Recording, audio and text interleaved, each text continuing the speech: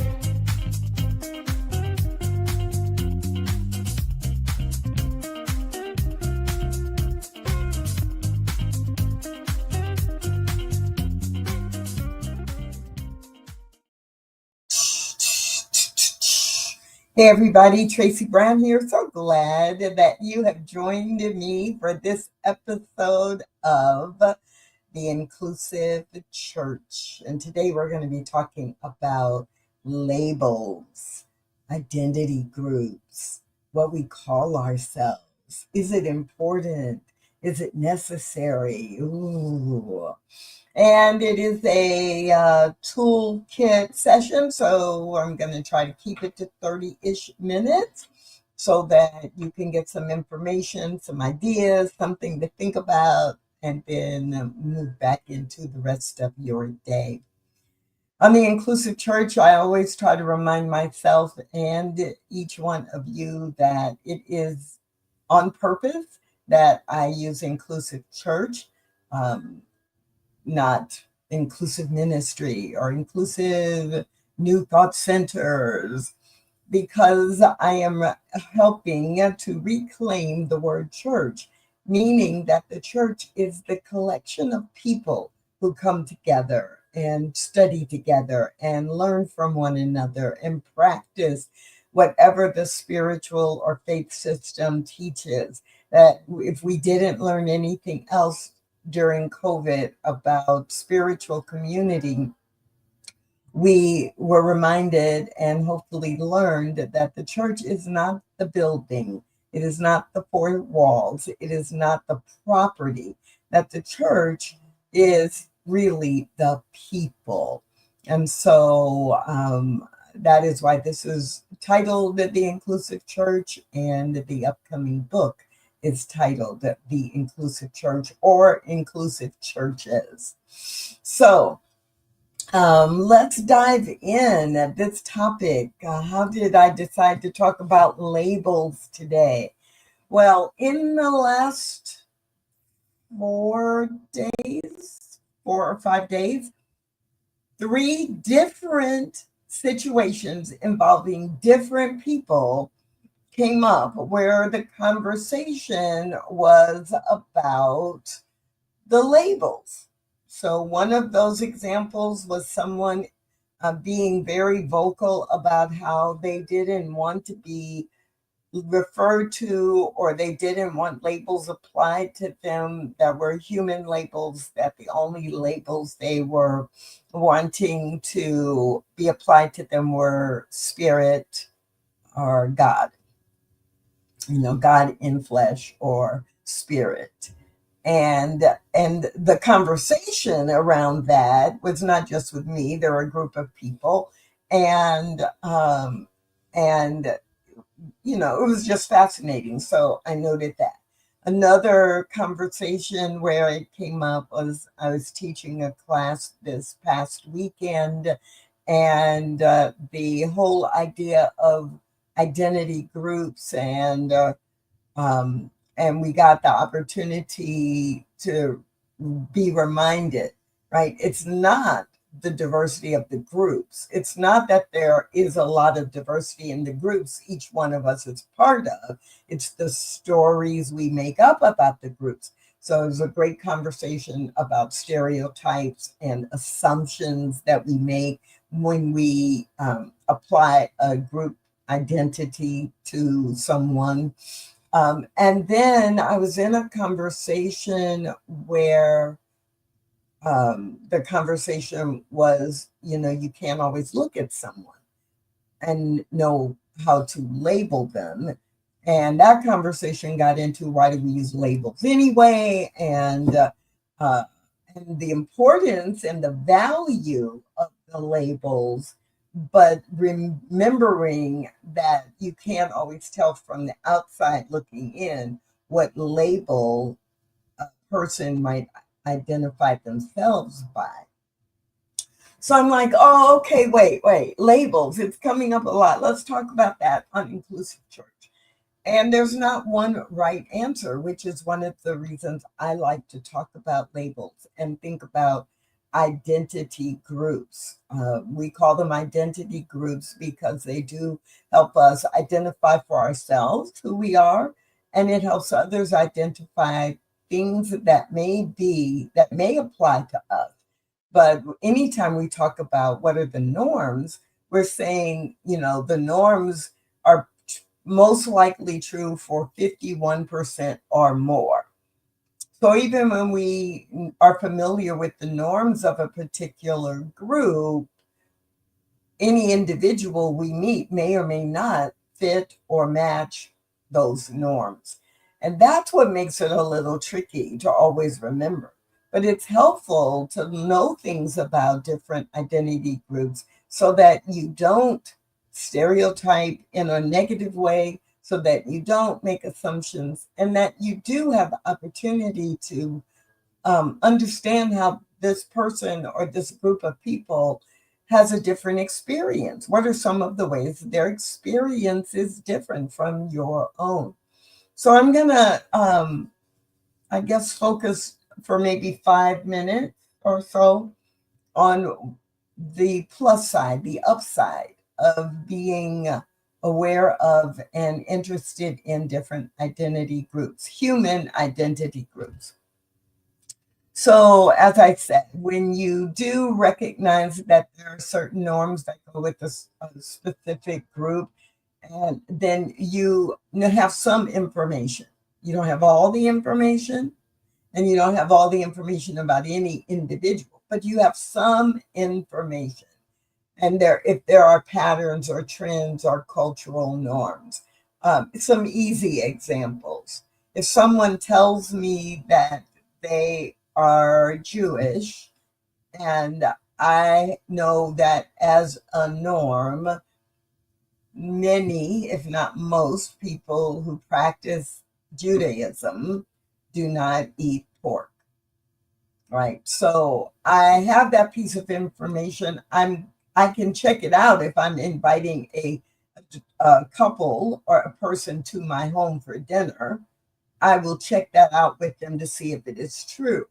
But if I'm going to a potluck, or if I'm bringing food or ordering food for a public event, and I know there are going to be people who are Jewish there, then I may order some products that have pork in them, or I may order some meat but that is pork. But I'm also going to order some alternatives. So I don't know, I've been to a number of interfaith events and programs where we were bringing food. And so I just kept that in mind because I assumed it would probably relate to or be respectful to some people. Another easy example, when I go to Egypt and I know it is that it's a Muslim country or that the majority of people are Muslim, then I do think about what am I going to pack? How am I going to dress? To be respectful, not to limit myself, but to be respectful. When I was invited to be a presenter at a conference, at a retreat that was focused on serving people between the ages of 20 and 35. And I was aware that I am going to be interacting with folks who are in a generation younger than I am, then I want to be respectful and I want to be curious. So I really thought about what examples I would use. Like this didn't actually happen, but if it were happening today, I might say, "Oh, Tracy, remember, don't use the example of, yeah, that person irritates me. It's just like, they're a broken record," because I'm talking to a group of people who may not be familiar with the idea of a 45 record played on a turntable with a scratch in it that then plays over and over and over, right? And so it just would make me, as I was engaging, when I was invited to have this experience a few years ago, it made me really be conscious of what examples I was using as I was talking and watching for confirmation. Like, is that an example that makes sense, or that they will relate to? Or watching faces to see if there was some confusion when I was telling a story or giving an example. So it's helpful to know identity groups and remember that, yes, there are identity groups by race or by ethnicity, but those are not the only ones. So there are many in our spiritual communities, identity groups that are based on age or that are based on other demographic categories.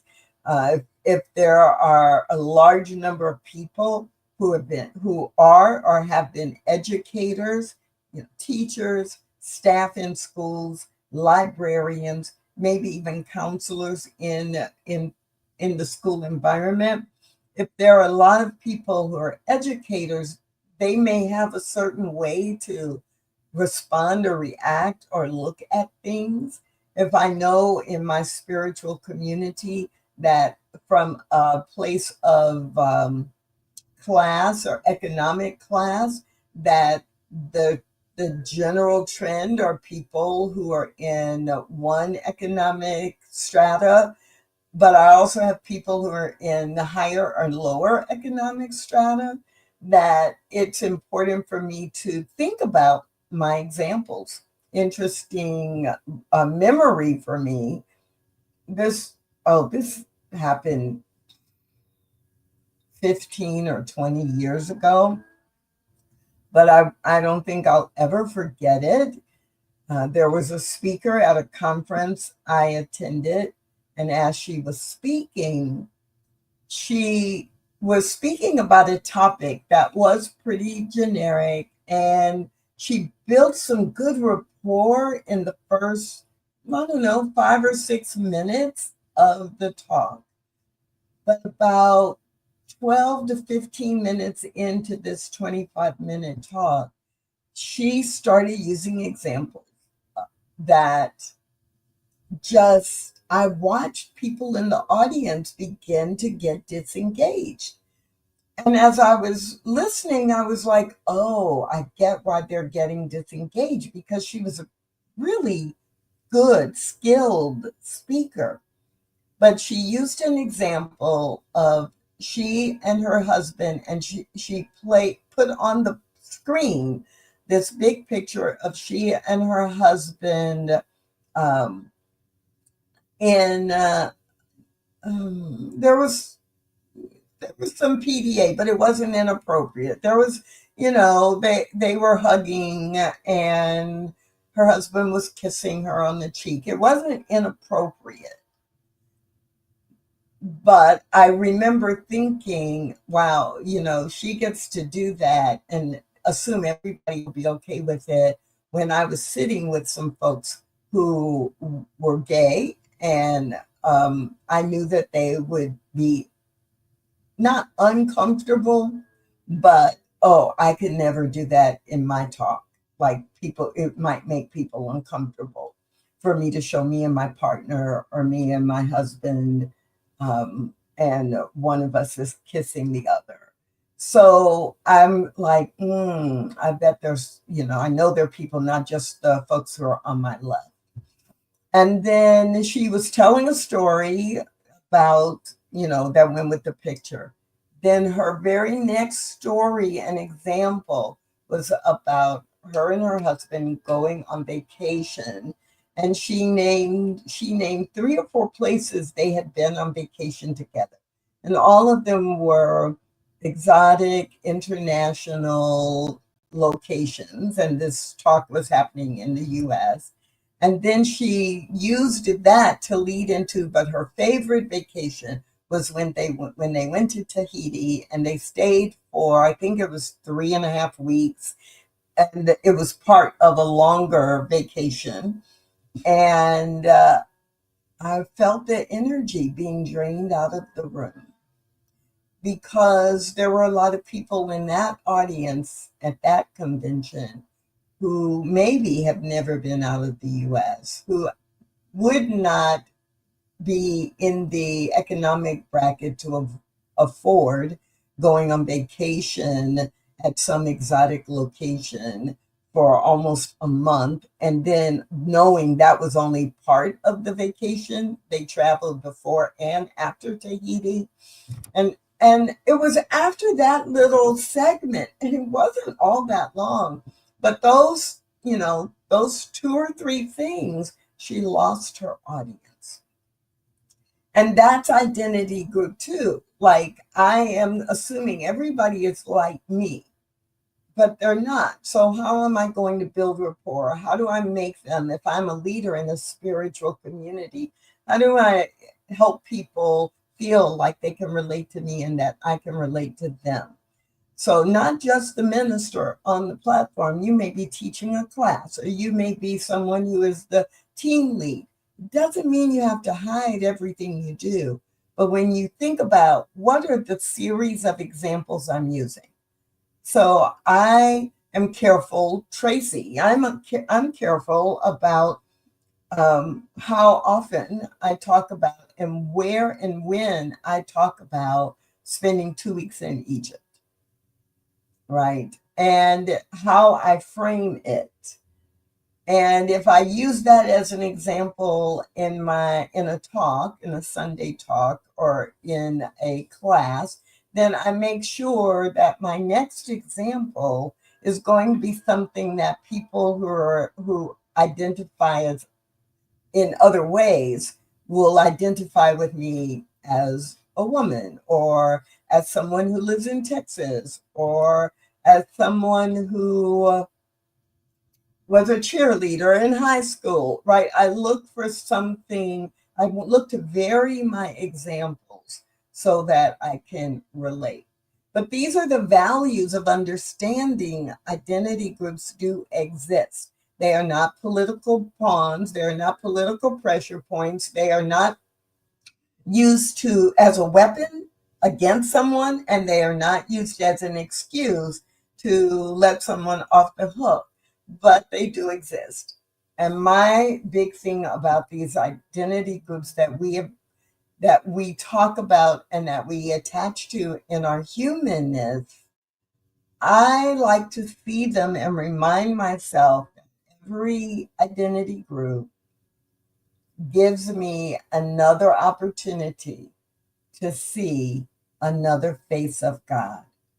If I believe that God is expressing in, as, and through each human being and all of creation, then as I get to know people who speak Spanish, as I get to know individuals and groups of people who are transgender, as I get to know and engage with people who are 20 years younger than I am, if I get the opportunity to know and participate in an event or a conference with people who practice a different religion than I do, and I am recognizing that their identity is a unique way that God is showing up in the world, and I want to know about it. So let's go to the other side of this.